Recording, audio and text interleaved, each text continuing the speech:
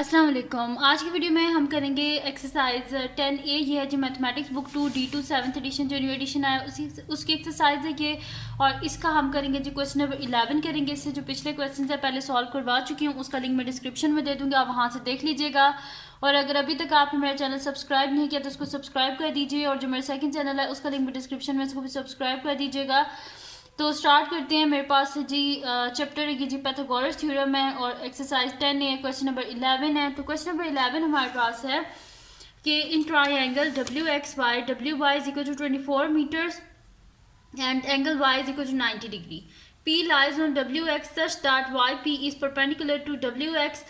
फिर WP is equal to 18 meters and PX is equal to 14 meter. Q lies on YX such that QX is equal to 9.8 meters. Find the length of YQ and the area of triangle XPY. अब यहाँ पे आप अगर देखें तो ये कह रहे हैं, क्या हमें कह रहे हैं, हमने फाइंड आउट करना है एक तो the length of Y Q, ये length of Y Q find out करनी है। सेकंड क्या फाइंड आउट करना है, area of triangle X P Y.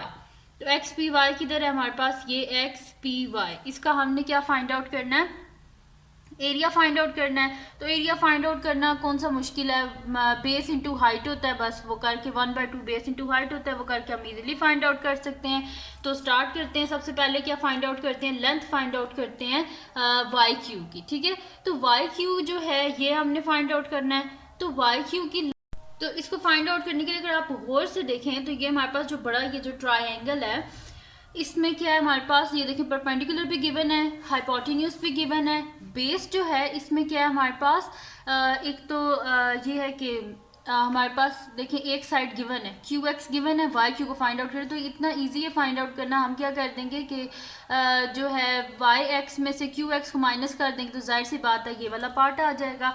तो स्टार्ट करते हैं इसको हम कि सबसे पहले तो फाइंड आउट करते हैं ना कि हमारे पास ये पूरा एक्स वाई किसके इक्वल है, तो फिर एक्स वाई में से क्यू एक्स को माइनस करेंगे तो ये हमारे पास इजीली आ जाएगा। तो अब मैं यहाँ पे लगा देती हूँ, लिख देती हूँ कि सोल्यूशन, नेक्स्ट शीट ले लेती हूँ ताकि फिर मैं पूरा जो है ना क्वेश्चन एक ही शीट पे कर दूँ।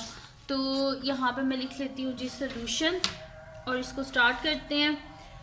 तो यहाँ पे मैं लिख लेती हूँ कि मैं क्या कर रही हूँ कि क्योंकि इसमें एक एंगल जो है वो 90 डिग्री का, तो जब ट्राइंगल राइट एंगल हो तो हम उसके ऊपर इजीली पैथागोरस थ्योरम जो है वो अप्लाई कर सकते हैं।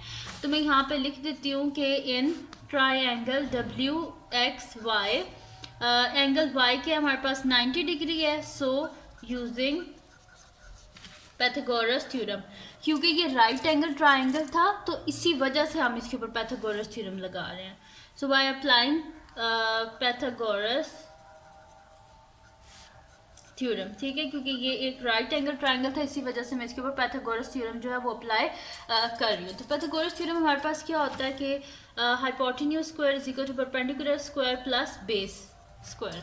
अच्छा, अब यहाँ पे हमारे पास हाइपोटेन्यूज क्या होती है, 90 डिग्री के बिल्कुल जो अपोजिट साइड होती है, जो लॉन्गेस्ट साइड होती है, उसको हम क्या बोलते हैं, हाइपोटेन्यूज। तो हाइपोटेन्यूज में क्या हमारे पास एक तो क्या है, WP प्लस PX। तो मैं यहाँ पे लिख देती हूँ WP प्लस PX का whole square is equals to perpendicular, यहाँ पे क्या है हमारे पास, ये एक परपेंडिकुलर है और ये बेस है, तो इसको परपेंडिकुलर बेशक ले लें, ठीक है।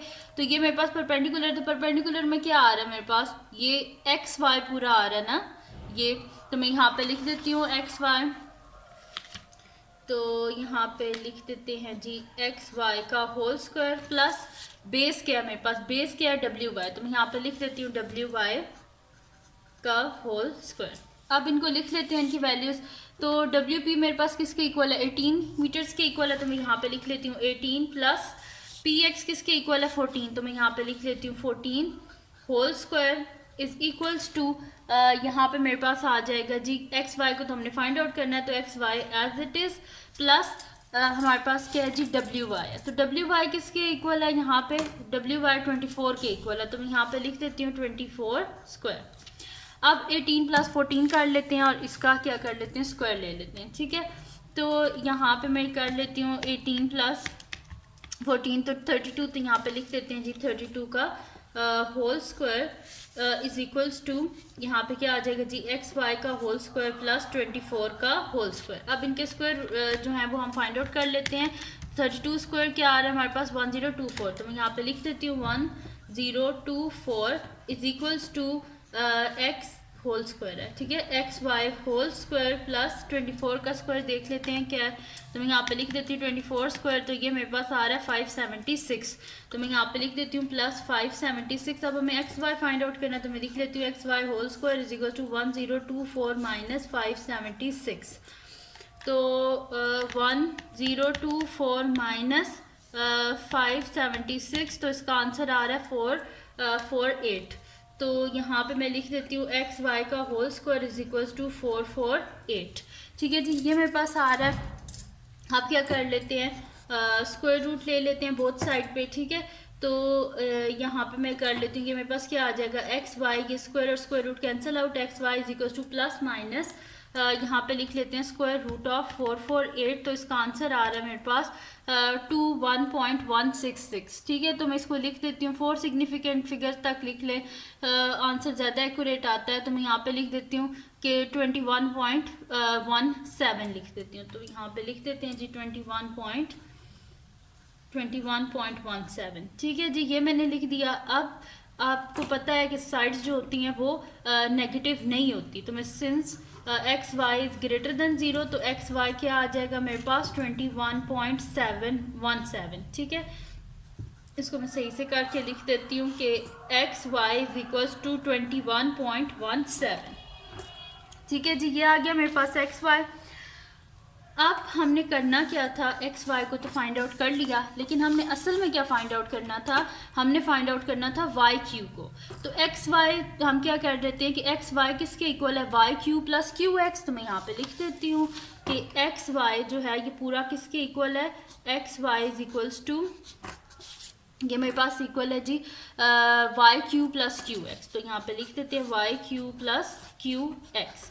अब यहाँ पे एक्स वाई की वैल्यू को तो हमने फाइंड आउट कर लिया, मैं यहाँ पे लिख देती हूँ 21.17 is equals to Y Q plus Q X क्या है 9.8, तो इसकी जगह लिख देते हैं 9.8, तो इधर साइड पे मैं इसको सॉल्व कर लेती हूँ आगे, तो मेरे पास हो जाएगा Y Q is equals to, इसको माइनस कर देते हैं 21.17 में से 9.8, तो मैं यहाँ पे लिख देती हूँ इज इक्वल टू 21.17 माइनस 9.8, तो वाई क्यू मेरे पास आ जाएगा जी, इसको माइनस कर लेते हैं यहाँ पे कि 21.17 माइनस 9.8, तो इसका आंसर आ रहा है जी मेरे पास के 11.37, लेकिन हमें 3 सिग्निफिकेंट फिगर्स तक चाहिए, तो ये हो जाएगा 11.3 के बाद 7 तक ये 4 हो जाएगा, यानी कि 11.4, तो 11.4, ठीक है, तो ये आ गया मेरे पास इसका वाई क्यू आ गया 11.4 मीटर्स, ठीक है, और राउंड ऑफ किया टू 3 सिग्निफिकेंट फिगर्स तक, तो ये आ गया जी हमारे पास इसका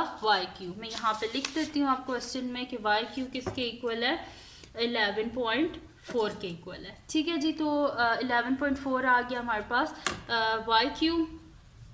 अब क्या कर लेते हैं, देख लेते हैं आप करना क्या, नेक्स्ट क्या करना है हमने, अब नेक्स्ट हमने फाइंड आउट करना है area of triangle X P Y, तो एरिया फाइंड आउट करना है ट्राइंगल एक्स पी वाई का, ये एक्स पी वाई, इसका हमने क्या फाइंड आउट करना है, एरिया फाइंड आउट करना है, तो इसका एरिया जो है, तो इसमें हम सिंपल एरिया का जो फार्मूला होता है वो हम इसके ऊपर अप्लाई कर देंगे 1/2 बेस इंटू हाइट।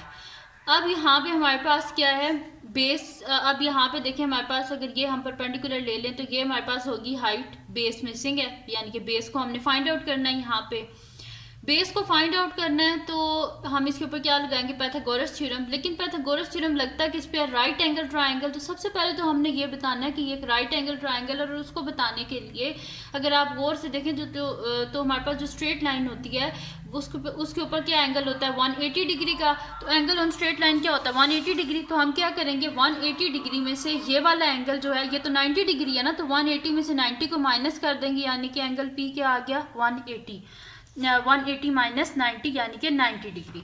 तो मैं यहाँ पे लिख देती हूँ कि आप सोल्यूशन करें हम सेकंड पार्ट का, तो सेकंड पार्ट का सोल्यूशन, तो इस पे मैं यहाँ पे लिख लेती हूँ कि इन ट्रायंगल ये एक्स पी वाई, तो मैं यहाँ पे लिख लेती हूँ जी in triangle X P Y हमारे पास क्या है जी, एंगल पी किसके इक्वल है 180 डिग्री माइनस 90 डिग्री। और मैंने क्यों लिखा 180 डिग्री, वो इस वजह से क्योंकि adjacent angles on straight line किसके इक्वल होते हैं, दो एंगल जो स्ट्रेट लाइन पे जुड़े हुए होते हैं किसके इक्वल होते हैं 180 डिग्री। उनमें से एक को मैंने माइनस कर दिया, दूसरा मेरे पास आ जाएगा, ठीक है।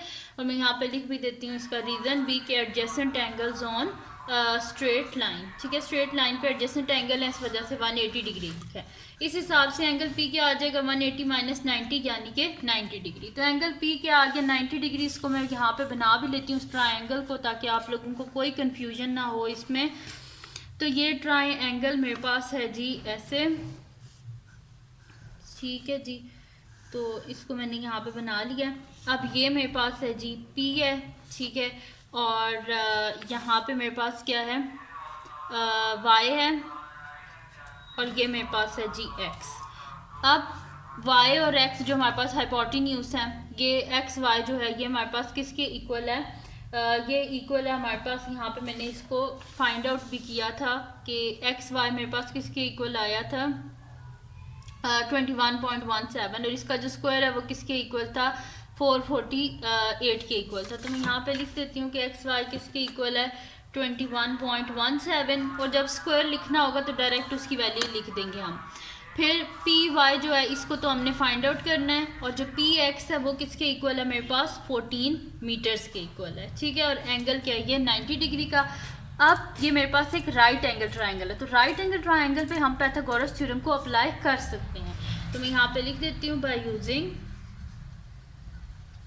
Pythagoras theorem. तो ये मेरे पास आ जाएगा जी hypotenuse square is equal to perpendicular square plus base square. तो हाइपोटेन्यूज यहाँ पे क्या है मेरे पास एक्स वाई, तो X Y whole square is equal to perpendicular क्या है मेरे पास X P whole square plus base क्या है मेरे पास पी वाई होल स्क्वायर, ठीक है जी। तो ये मैंने सारा लिख दिया यहाँ पे। अब क्या करना है यहाँ पे हमने कि एक्स वाई होल स्क्वायर, यहाँ पे अगर आप देखें तो मैंने इसे फाइंड आउट किया था पिछला जो इसका पार्ट था फर्स्ट जो था उसमें एक्स वाई किसके इक्वल था 448 के इक्वल। तो मैं यहाँ पे लिख देती हूँ X Y whole square is equal to 448, इसको दोबारा फाइंड आउट करने की कोई ज़रूरत नहीं है। और एक्स पी किसके इक्वल था हमारे पास 14 स्क्वायर, तो यहाँ पे मैं लिख देती हूँ कि 14 square plus P Y whole square, ठीक है। अब 14 का स्क्वायर क्या होता है 196, तो मैं यहाँ पे लिख देती हूँ 448 is equal to 196 plus P Y whole square. तो पी वाई होल स्क्वायर हमारे पास किसके इक्वल आ जाएगा 448 माइनस 196। तो पी वाई होल स्क्वायर हमारे पास क्या आ जाएगा, यहाँ से हम फाइंड आउट कर लेते हैं कि 448 में से हम माइनस कर लेते हैं 196, तो 448 माइनस 196, तो इसका आंसर मेरे पास आ रहा है जी 252। तो मैं यहाँ पे लिख देती हूँ कि पी वाई मेरे पास किसके इक्वल आ गया P Y whole square is equal to 252। Both side पे क्या कर लेते हैं स्क्वायर रूट ले लेते हैं। तो P Y is equal to plus minus यहाँ पे फाइंड आउट कर लेते हैं स्क्वायर रूट ऑफ 252। तो इसका आंसर मेरे पास आ रहा है जी 15.874 है, तो मैं इसे लिख देती हूँ 15.87। तो यहाँ पे लिख देते हैं जी 15.87। अब जो साइड्स होती हैं वो क्या होती हैं हमेशा पॉजिटिव होती हैं। तो मैं यहाँ पे लिख देती हूँ कि पी वाई या वाई पी जो भी है इज ग्रेटर देन 0, तो P Y is equal to मेरे पास क्या हो जाएगा 15.87 मीटर्स। राउंड ऑफ किया जिसे मैंने 4 सिग्निफिकेंट फिगर्स तक, ताकि मेरा आंसर जो है वो एक्यूरेट आ सके, इस वजह से मैंने इसे राउंड ऑफ किया था।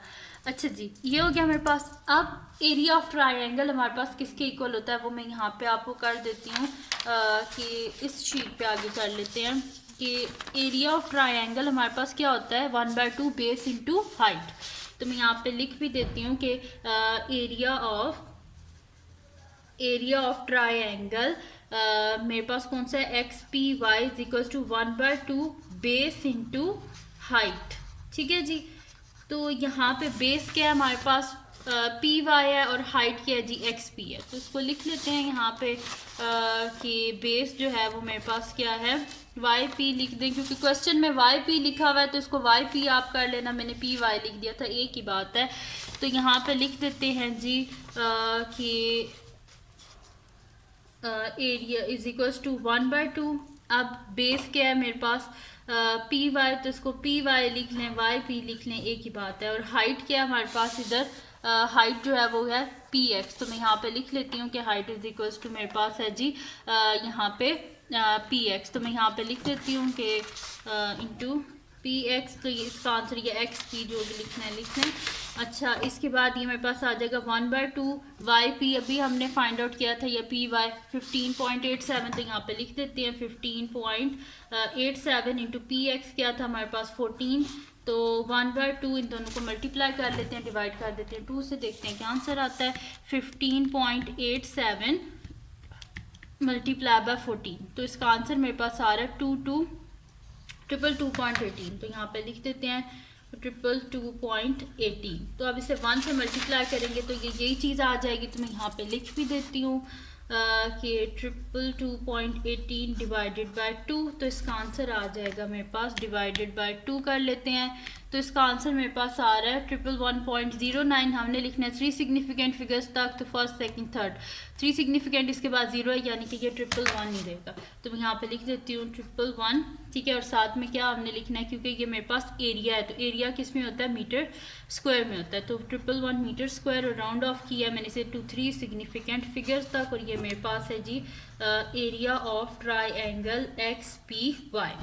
तो यहाँ पे कंप्लीट सॉल्व हो गया मेरे पास जो है क्वेश्चन नंबर 11 एक्सरसाइज 10A का। तो ये थी जी आज की वीडियो। अगर आपको पसंद आई हो तो उसको लाइक कीजिएगा, मेरे चैनल को सब्सक्राइब कीजिएगा और बेल आइकन को लाजमी प्रेस कर दीजिएगा ताकि आपको न्यू आने वाली वीडियोस के बारे में पता चल सके। अपने फ्रेंड्स के साथ इस वीडियो को शेयर कीजिएगा और उनको बोलेगा सब्सक्राइब कर दें, और मेरा सेकंड चैनल है उसको भी सब्सक्राइब कर दीजिएगा, और अपनी दुआ में लाजमी याद रखिएगा। अल्लाह हाफ़िज़।